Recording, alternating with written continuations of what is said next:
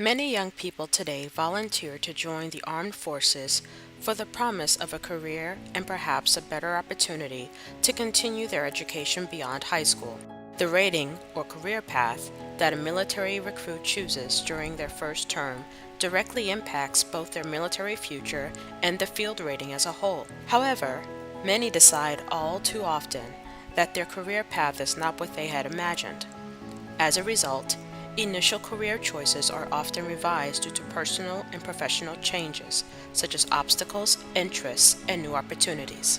The problem is that they often are not prepared for the career field or training they've signed up for, normally due to misinformation or a lack of pre-exposure. The initial focus of my Capstone project was to conduct research to determine if pre-exposure to new areas of focus and vocations could generate a newfound interest in studies and careers in an otherwise biased test group, namely emergency response staff. It was my belief that priming young people with potential military career paths could afford them the opportunity to make a more informed decision about their military futures. The early research I conducted during my literature review process suggested that high stress levels normally experienced in the field trigger defense mechanisms that are not conducive for learning.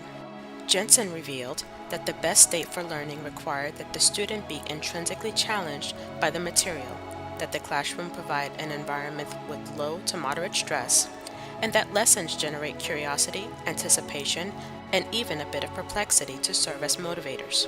Ferguson and Sheldon proposed that individuals could generate their own internal goals in order to self-motivate.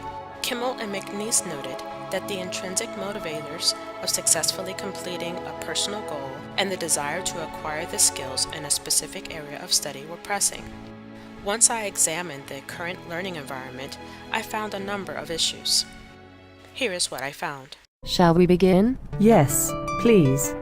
After reviewing the findings detailed in your observation analysis, I decided to conduct a little research of my own. I wanted to find a new approach, but it was important that I use methods that could align with our professional military standards. I believe that I have found a balance for our military culture and the ideal training environment for our marine science technicians. After reading about left and right brain preferences, I began to better understand why our PowerPoint presentations and research in the classroom was so poorly received by the students. I guess, to put it plainly, they were bored with the media choices and therefore had no interest in the content. I am happy that I was able to assist in that area. I am in the process of locating a developer to assist our course writers with creating a virtual learning environment. In the meantime, I have found online software that will allow us to create multimedia games and online practice exercises to help usher in more interest for the topic being covered and improve retention rates. That sounds wonderful. I really thought that the idea of pre-exposure was one to begin work on immediately, as we would want to send out copies of this introductory video well before the commencement of new classes. These findings led me to shift my action research focus from addressing all military branches to one specific branch and rate to determine if pre-exposure to a specific field rating could help improve the learning environment for trainees, improve intrinsic motivation, and encourage members to remain in the military beyond their first term. I decided to focus on the U.S. Coast Guard and the Marine Science Technician rating since that had been my previous military experience. A large number of prospective Marine Science Technician A-School students, or MSTs, are unfamiliar with the field in which they will train and later begin a career. This leads to disinterest in fieldwork and professional development later in their Coast Guard career.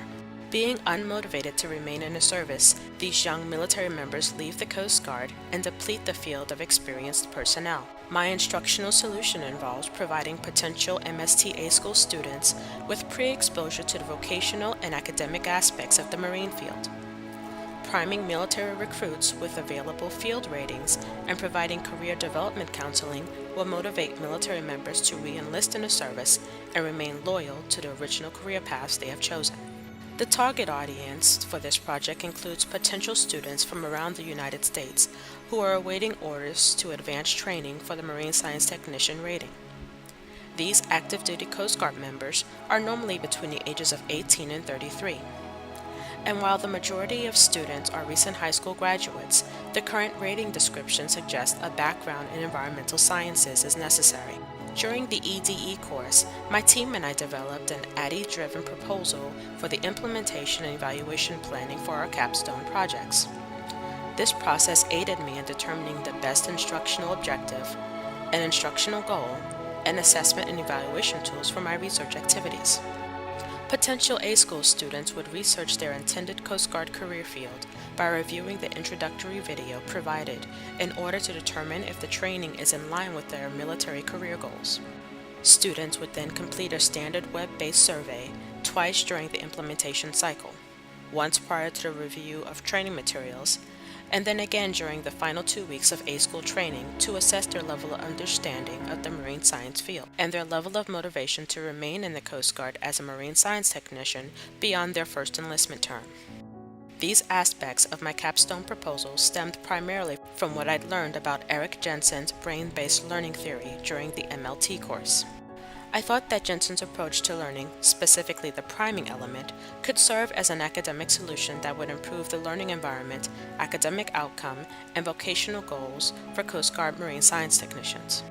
Educational institutions have often failed to encourage student interactivity and thus have missed out on the opportunity to create a classroom of fully engaged students. Thane agreed that military institutions presented a dire need to augment standing methods of training with those utilized by civilian universities.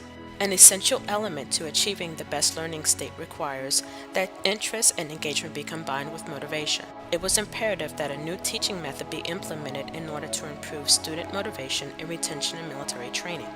The student's decision on an area of study or career field weighs heavily on both their performance and the level of satisfaction with training. Jensen noted that providing the student with a sense of control and choice could prompt intrinsic motivation. In the case of military recruits, whether they made an ill-formed decision or were ordered to attend training, Baldwin found that individuals not allowed to select a training course learned less than those who were given a choice. Following this line of thinking, making an uninformed decision would be the same as allowing someone else to make the decision for the student. Jensen suggested using pre-exposure as a brain-based learning strategy to provide a mind map for the military that would follow. This pre-exposure would then reduce the level of stress within the learning environment and increase student motivation and retention. In this case, pre-exposure to the marine science technician rating and Coast Guard training environment is provided via the 2 multimedia presentations developed while I was here at Full Sail University. While creating these media assets, I thought back to how confused and misguided students were about their chosen military career path. Many students arrived to A-School with misguided assumptions about what it meant to be a marine science technician.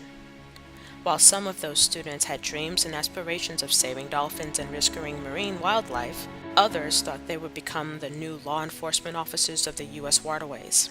I remember thinking, these students have made a life-altering decision when they decided on a military career path. They hadn't conducted the research necessary to identify the career that most closely resembled their educational background, personal and professional interests. In reviewing the results from the pre- and post-assessments for Cycles 1 and 2's implementation process, it has become evident that while the majority of MSTA school students had waited more than 2 years for admission into the training program, only a minority had conducted individual research on the rating prior to enlistment. And towards the end of the MSTA school training program, a review of the post-assessment survey revealed that more than half of the students surveyed rated their decision to become an MST as a good choice. However, they were still not sure if becoming an MST was the best decision, and noted that they might change their rating in the future. The main goal of my Axon research project was to determine if priming or pre-exposure to the Coast Guard Marine Science Technician field would improve student expectations with regards to actual field tasks and responsibilities. Using pre- and post-online survey assessments, I was able to measure students' levels of understanding with reference to MST training content, as well as their motivation or interest to remain in the Coast Guard beyond their first enlistment term.